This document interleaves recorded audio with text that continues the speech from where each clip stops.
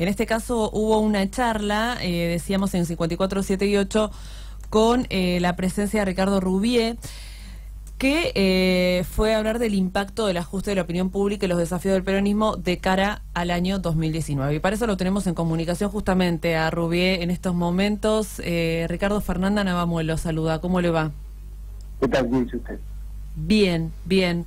Lo escuchábamos ayer, empezó como para darle también un marco de una situación hasta mundial, si se quiere, ¿no? Porque habló de hegemonía, contrahegemonía, también lo escuchaba que mencionó al Papa también, así que muy interesante todo lo que habló ayer en la sede del Partido Justicialista.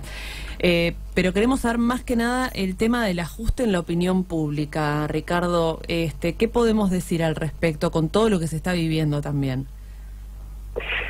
Bueno, lo que podemos decir es que hay variaciones en la opinión pública que pueden ser observadas desde los últimos 2 años y pico, en el cual asumió un nuevo gobierno, y dentro de ese periodo, que es un periodo corto, se pueden observar variaciones de la opinión pública en las cuales, por un lado, encontramos el apoyo que ha tenido tanto en la elección del 2015 con una victoria muy ajustada, pero victoria de Cambiemos, claro, y luego esa ratificación más amplia en la elección del 2017 legislativa.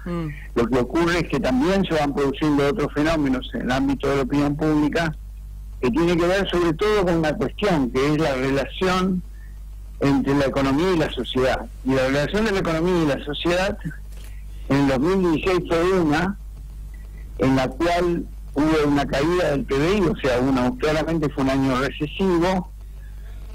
Sin embargo, eso fue cubierto, compensado por la expectativa de reducción del derrame económico que se iba a producir y que no se produjo. Recordemos cuando se hablaba del segundo semestre. Del famoso segundo semestre, el famoso segundo semestre que nunca llegó. Nunca llegó, claro.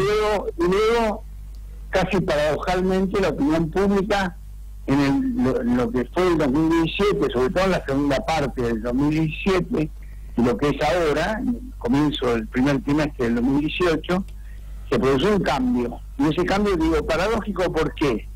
Porque la economía ya no tiene el menos 2,2 que tuvo en el 2016, tiene un leve crecimiento.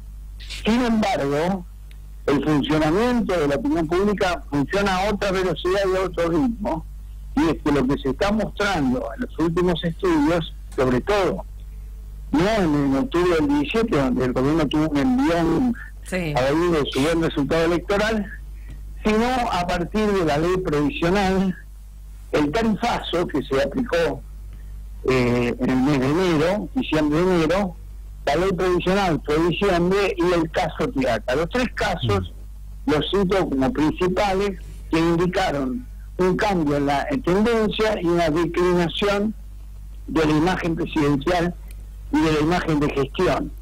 Nosotros ahora vamos a empezar a medir febrero, medimos mes por mes, y hasta enero, que lo que vimos ayer en la exposición, tuvimos claramente una caída en la tendencia de la imagen presidencial a partir de diciembre. Sí. Bueno, es que la situación y relación de la economía con la sociedad ha cambiado, y hay menos expectativa ahora que antes respecto a que se va a producir el derrame o se va a producir el gran crecimiento de la economía. Esto es lo que hoy está lentamente, tampoco hay que pensar que esto es fuerte de un día para otro, lentamente, paulatinamente se está produciendo en la opinión pública. Ajá. Buen día, Ricardo, lo saluda Darío. ¿Qué tal? ¿Cómo le va? Y cuando habla de esta caída en la imagen de Mauricio Macri, uno puede permitirse hablar de sensaciones, porque a mí particularmente la sensación que percibo es en que el electorado, la sociedad civil que decide acompañar en las urnas a Mauricio Macri, ya lo votó en 2015 para que gane, y ya votó las legislativas para que tenga un Congreso, podemos decir, ameno, y ahora es toda responsabilidad de ellos. No se puede pensar acá como una lógica en esta democracia delegativa en la que vivimos nosotros, de decir, yo, sociedad civil, ya hice lo suficiente, ahora es cosa de ellos, y me responden con reforma previsional, con intentos de reforma laboral y políticas que quizás son más de ajustes, y entonces ahí empieza a caer la imagen de Mauricio Macri cuando ya dio todo el electorado y no tiene respuesta por el otro parte. Sí, es ahí cuando empieza a caer la imagen. Lo que podemos decir para aclarar es que la opinión pública nunca piensa la opinión pública en vacío. ¿Qué quiero decir en vacío? Nunca se piensa a un actor solo, sino dentro de un tablero, sino dentro de una relación de correspondencias. La gran noticia del oficialismo hasta el momento es no se produce el derrame económico, no se produce la explosión de las inversiones, no se produce un montón de cuestiones vinculadas a lo económico y social, por ejemplo, pobreza cero, obviamente, que ya de por sí en el momento que fue lanzada era una consigna equivocada desde el punto de vista comunicacional, y equivocada porque es imposible, y lo que ocurre es que la mejor noticia, sí, lo que ha logrado, por decirlo logrado entre comillas, porque en realidad no lo ha logrado solo, es la división de la oposición. Esta es el logro mayor, por decirlo así, aunque parezca cínico, pero en la verdad es el logro mayor. Y como la opinión pública nunca piensa siempre en escenarios, chicos o grandes, pero en escenarios, piensa no solamente en, digamos, en que empieza a haber un enojo, una cierta desilusión con el gobierno de Macri, mientras por el otro lado no aparece todavía la alternativa. No hay una alternativa en quien depositar la confianza. Claro, esta división en la oposición, algo que, por ejemplo, el kirchnerismo también lo tuvo cuando fuimos a elecciones en el año 2011, por ejemplo, en el año que Cristina Kirchner saca la mayor cantidad de votos.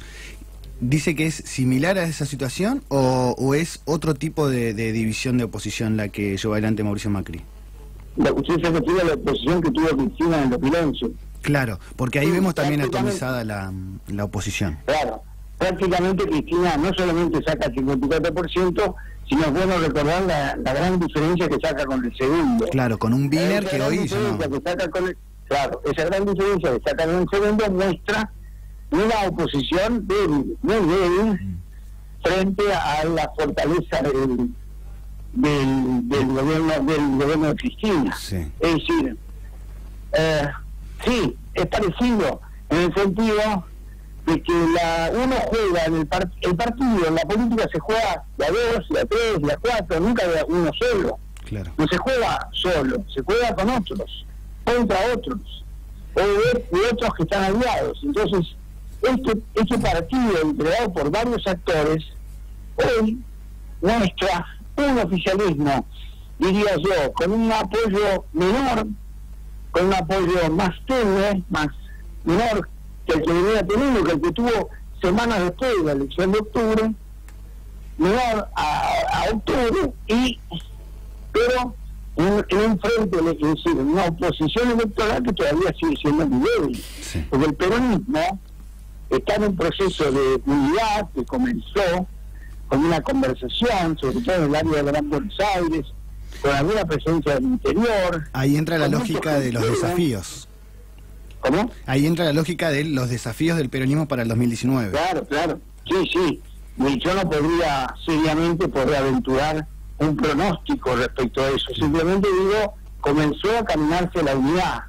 La unidad se la va a llevar al interior. El interior estuvo casi ausente en la reunión de unidad del otro día de Capital. Entonces, esto es un camino que se inició.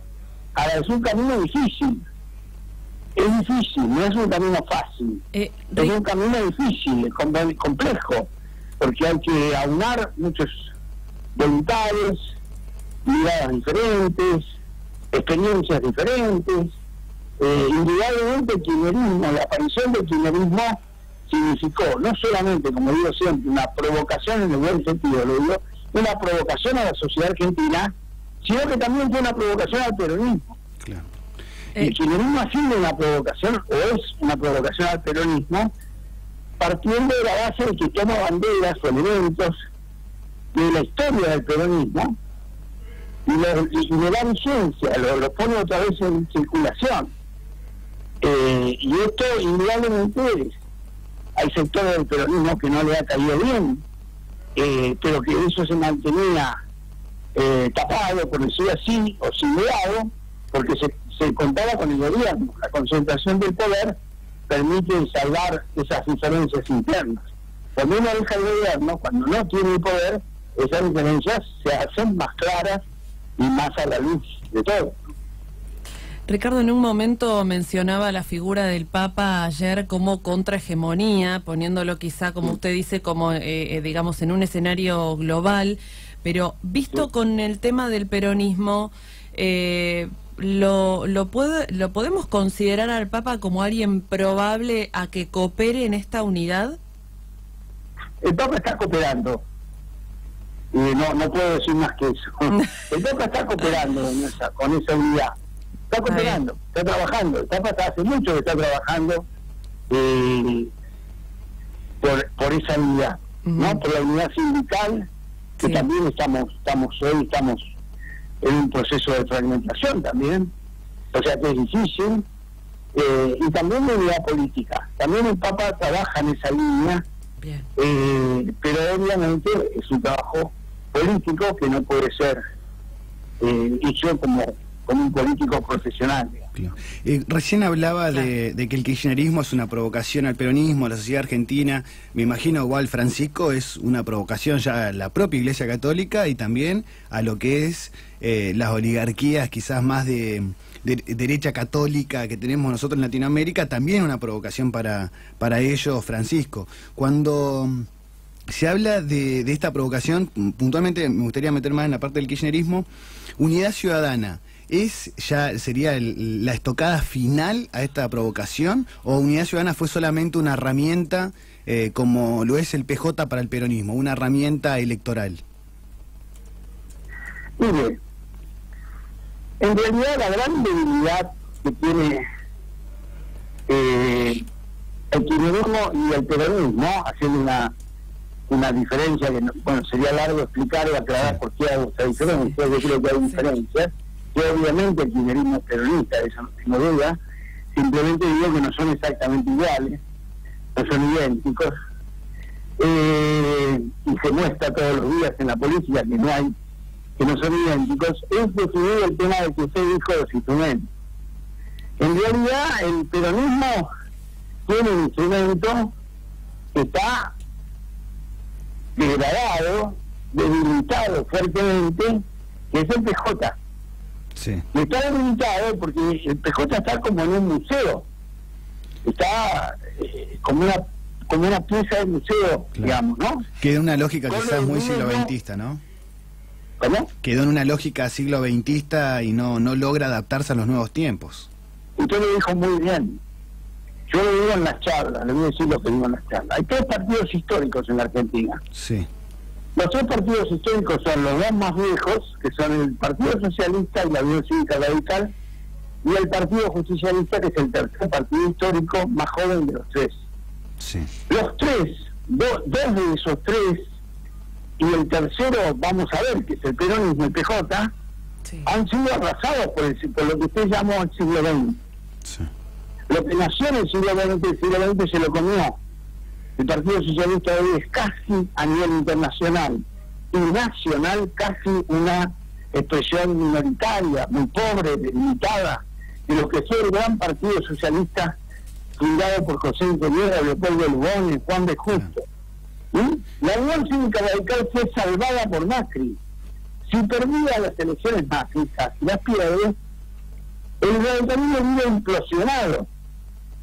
La implosión mínima hoy que Ricardo Alfonsín es un pequeño gesto, digamos, al lado de lo que podría haber ocurrido si Macri perdía las elecciones. El radicalismo entraba en una situación terminal.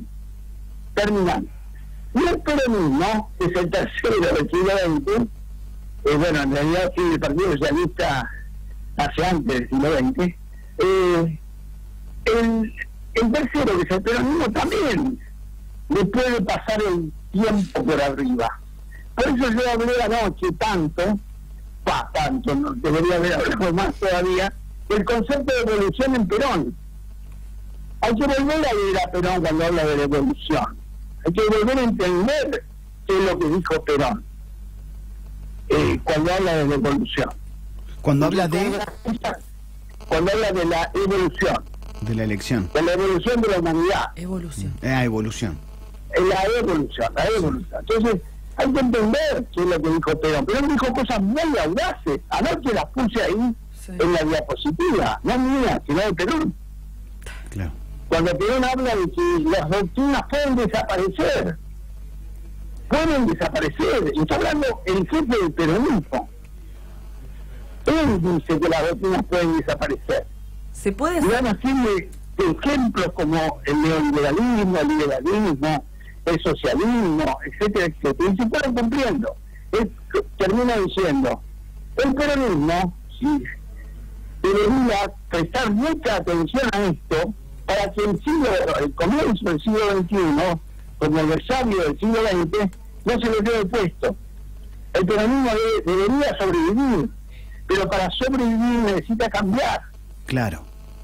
En una lógica de pragmatismo y también del propio dinamismo social, ¿no? Dos cambios sociales que se van dando continuamente, que igual a mí me gusta pensar en este caso al peronismo como el peronismo es quien incorpora a toda una masa de sociedad civil que no estaba incorporada en el juego político y que hoy nuevamente hay espacios que no están incorporados al juego político. Es ahí donde el peronismo debería volver a tener como una segunda ola de incorporación de población al entramado político, a la lucha de poder, porque uno, si no, no entiende cómo actualizarse más allá de lo que puede pensarse en lo superficial como redes sociales, como puede pensarse en marketing político, etcétera.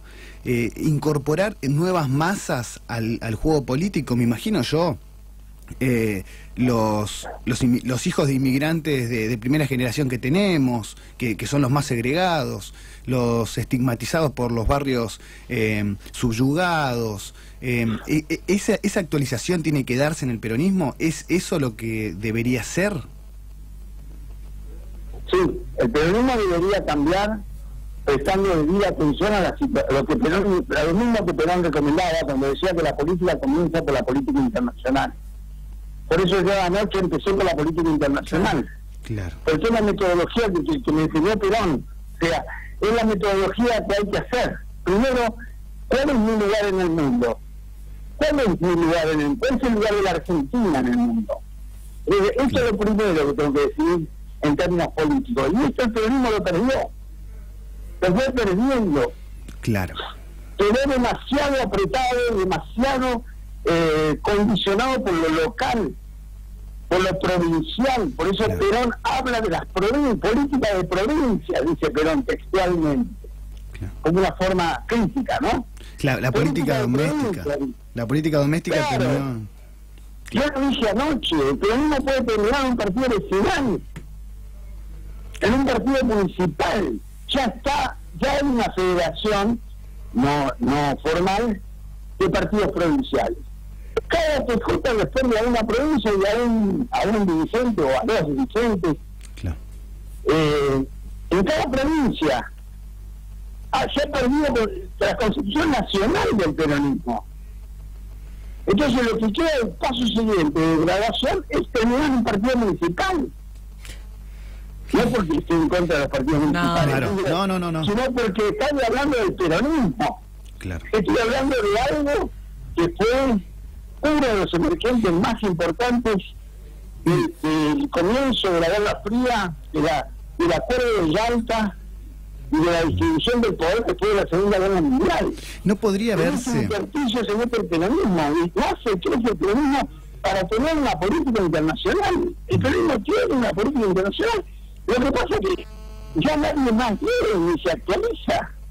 Sí. Por último, por mi parte, cuando hablamos de esto de lo que sería la política provincial, lo que sería PJs según la provincia, eso cuando hay un liderazgo fuerte como fue por ejemplo el de Cristina Kirchner, mermó porque estaban alineados a la figura de Cristina Kirchner. Hoy que quizás no hay una fortaleza en el liderazgo, aparecen los Pichetto, aparecen los Urtubey, aparece, por ejemplo, bueno, Alicia Kirchner como el núcleo duro en Santa Cruz, como que a la falta de liderazgo se permiten esta dispersión del poder dentro del propio peronismo y que también genera las propias demandas de los gobernadores, es decir, bueno, necesito pagar salarios, necesito mantener las instituciones, me acerco al gobierno nacional, firmo el pacto fiscal, se da también cuando falta un liderazgo fuerte. Exactamente, usted lo dijo muy bien. Falta un liderazgo que le dé sentido a lo nacional. Falta una conducción, ¿no? Que le dé sentido a lo nacional. Más que un liderazgo, una conducción que le dé sentido a lo nacional. La conducción no se puede crear de un día para otro. Hay que esperar, hay que desarrollar, hay que pelear en la disputa política. Sí, un ejemplo antes de terminar.